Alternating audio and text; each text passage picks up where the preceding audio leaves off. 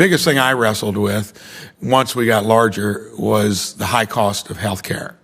And now we've not only got that to contend with, we've got the issue of how are you going to get people into the business of it when it's the largest sector of our economy. Travel, all 92 counties in Indiana, workforce. It was a bigger issue now than it was pre-COVID, and that's what I heard mostly pre-COVID. I can say one thing: if you give good benefits, you pay your people well, folks come to your door to work there. I weigh in on those issues a lot, and every company is going to find its own way to do that. But let's look at this issue. I don't think that we'd want to look to the federal government to take on something so granular when currently we borrow 30% of every dollar we spend here. I don't know if you know that. It was about 20% when I got here just 4 years ago. Terrible long-term business plan. We're not going to be able to solve anything by borrowing money from our kids and grandkids, and that's what this place does. Let me turn my attention to what I think would work. I think companies, I think the healthcare industry, let's focus in on what we're talking about, has now become so top-heavy where doctors, the practitioners, are wondering if it was even worth it to get their degree. Nurses as well, analogous to farmers in Big Ag, had a startup recently in Indiana where a bunch of anesthesiologists and surgeons wanted to start their own practice. It was almost impossible to do. Most of them got fired from their hospital they were working for. Let me tell you what they were able to do. They were able to take a gallbladder removal that cost $21,000 in Indiana if you were covered with insurance, $32,000. That's bizarre if you didn't have insurance but could afford to pay for it. They're doing it for $8,000. And they're going to pay themselves twice as much in terms of fees. I have exciting news to share with you this Wednesday. President Biden has made it clear that stimulus checks is not off the negotiating table, and some Americans may be able to receive another relief payment from the federal government, which would be deposited into their bank accounts. Lawmakers are making it their top priority to get more financial aid sent out to the American people. Friends, please make sure that you watch until the end of this video to hear about all of the details. Also, I will be giving away 2 Walmart gift cards this coming Friday. If you'd like to enter the giveaway, friends, just click and like several of my videos and then comment below the keyword of each video that you watch. My dear friends, the more videos that you watch and then comment on, the greater your chances of winning the weekly giveaways. Americans have had a long wait for a 4th stimulus check. In fact, the last stimulus payment, authorized by the American Rescue Plan Act, was delivered in 2021, and there have been several state relief payments provided since that time. But parents may still have some hope for federal action. In fact, in President Biden's recent State of the Union address, the president urged Congress to take action to offer parents more financial relief.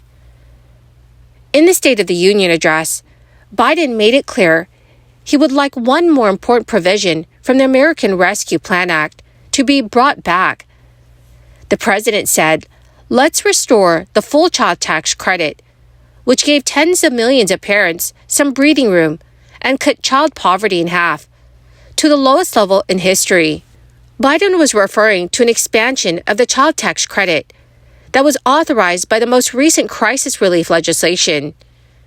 In the American Rescue Plan Act, Congress provided parents with $3,600 per year in tax credits for children under the age of 6, and then $3,000 in credits for children aged 6 to 17.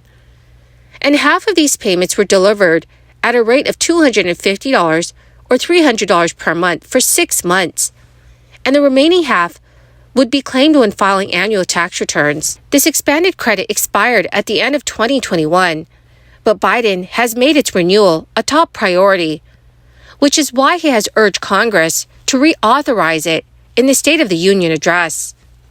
If Congress follows the president's lead, this could mean that parents get this important form of stimulus relief back, even if other Americans don't receive any additional payments out of Washington, D.C. While Republicans have opposed a fourth stimulus check for everyone, there has actually been some bipartisan support for an expanded child tax credit. This means there is a chance that President Biden could get his wish, and the credit will be renewed in 2023. Senate Republican Mitt Romney wants to restore President Biden's original tax benefits, coming close to enacting an income floor below which no parent would fall.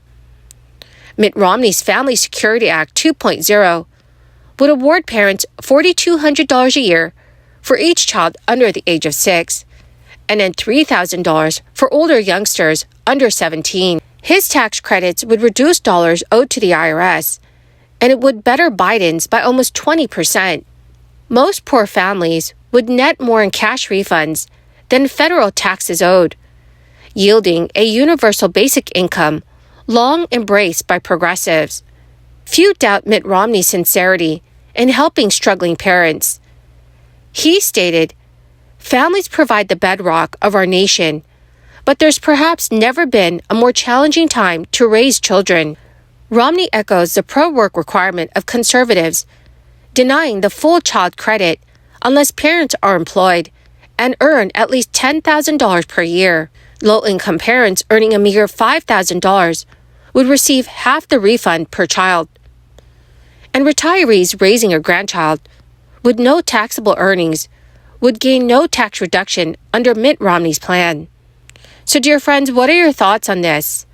Please let me know what your thoughts are in the comments section below. Between high cost and a shaky economy, a lot of families in the state of Colorado are struggling to make ends meet.